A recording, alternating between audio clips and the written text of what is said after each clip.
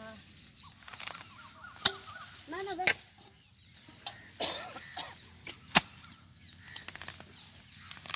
आप सोच रहे होंगे कि ये क्या कर रहे हैं। मैं बताता हूँ ये क्या कर रहे हैं। ये इसको मल्टीप्लाई कर रहे हैं।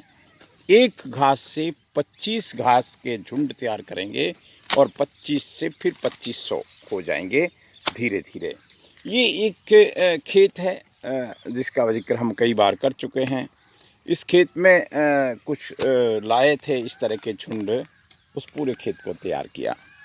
अब इस खेत में से ये झुंड को निकाल रहे हैं। हालांकि एक एक इसका वो रख देंगे, यहीं वापस लगाएंगे। यही इस घास का तरीका है। और आज कुदरत की इतनी मेहरबानी है, आज कुदरत की इतनी मेहरबानी है कि कुदरत ने कह दिया कि आप लगाइए, मैं आपके साथ हूँ। और आप देख सकते हैं ये सभी लोग स्वयं सेवक हैं।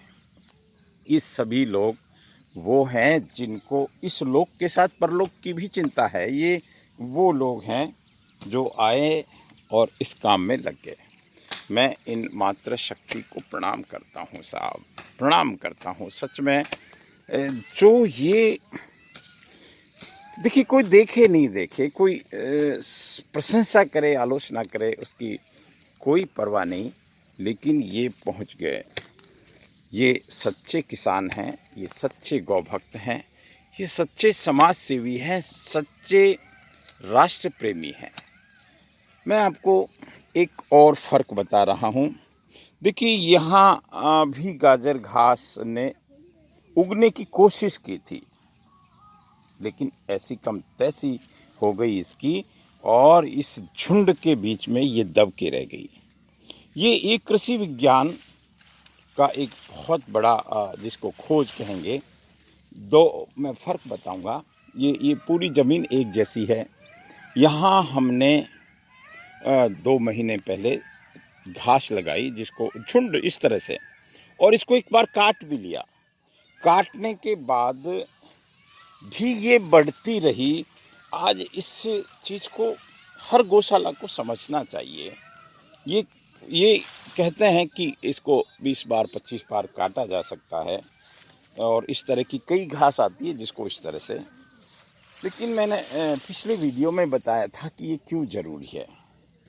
ये आप 2 खेत इसको डिवाइड किया हुआ है, एक ही ज़मीन है। इसमें ये एक सामने प्रयोग दिख सकता है। ये नेपियर घास है जो बहुत खूबसूरत दिख रही है, और ये वो ज्वार की घास है। ज्वार विरोधी नहीं है, ज्वार एक बार ही काटी जाती है, किसान भाई इसको करते हैं, ज्वार का अपना एक महत्व है। लेकिन इसको बार बार नहीं काट सकते। बार बार काटने का सिस्टम तो है, जैसे इसको काटा और ये फूटने की कोशिश कर रही है, लेकिन इसके फूटने से, इसके बढ़ने से पहले जो गाजर घास वहाँ अपना विकास नहीं कर पा रही थी, उसके लिए ये जगह बहुत अनुकूल है। उसके लिए नेपियर नहीं चाहिए, या इसको हम कहें तो इसकी औकात नहीं है नेपियर से कंपटीशन करने की। आप देख सकते हैं ये गाजर घास, ये ज़मीन की दुश्मन है साहब, किसान की दुश्मन है, वनस्पतियों की दुश्मन है, ऐसा वनस्पति विशेषज्ञ कहते हैं। और दुर्भाग्य से, हमारे आलस्य से ये बढ़ रही है, और इसका बीज, इसका और अंग्रेजी बबूल का, ये 2 बीज तो इस पूरी ज़मीन को बंजर कर रहे हैं। किसान समझ ही नहीं पाता कि इनका करें क्या आखिर। अब आप देखो, ये यहाँ ज्वार बोई थी। ये वही खेत है जिसमें से हमने लगभग 17 ट्रॉली ज्वार काट के गौशाला को पहुंचाई थी। ये काम भी इन्हीं सभी श्रम वीरों ने किया था, गौ भक्तों ने किया था।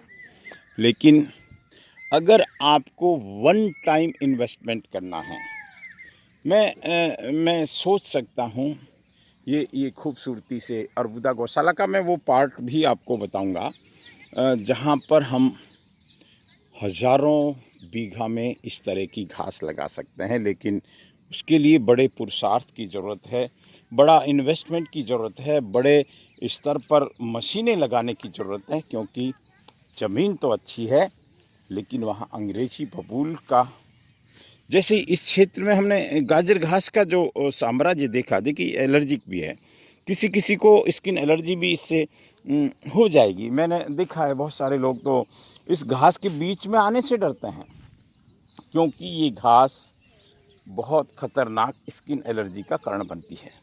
अब इसको जड़ सहित हमको उखाड़ना पड़ेगा। बहुत मुश्किल काम है साहब, लेकिन जब श्रमवीर आगे आते हैं तो सारी मुश्किल आसान हो जाती है। मैं आपको दो खूबसूरत नज़ारे भी आपको बता रहा हूँ।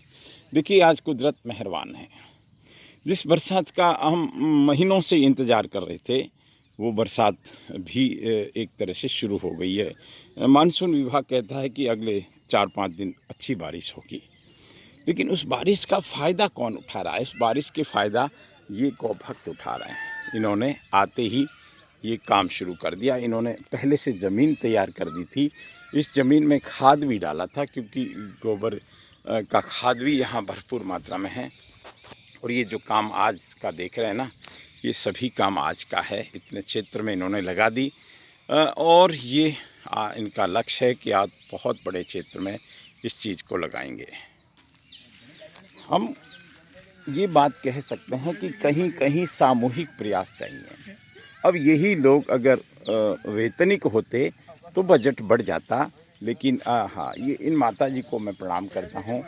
देखिए, इस उम्र में ये काम कर रही हैं, सेवा का काम कर रही हैं, भर भर कर ला रही हैं। और आप देखिए इस भाई को देखिए, ये सब श्रमदान कर रहे हैं, ये सब श्रमदान कर रहे हैं और कीचड़ में पेड़ लगा रहे हैं, मतलब इस घास को लगा रहे हैं। तो मैं आपको एक और खूबसूरत दृश्य की बात करके मेरी बात को विराम देता हूँ। आप इनकी मेहनत को अनुमान कर सकते, ये सच में बहुत मेहनत का काम है, सच में बहुत मेहनत का काम है। और इस मेहनत के बदले में जो मिलता है, वो उसका तो कोई मोल ही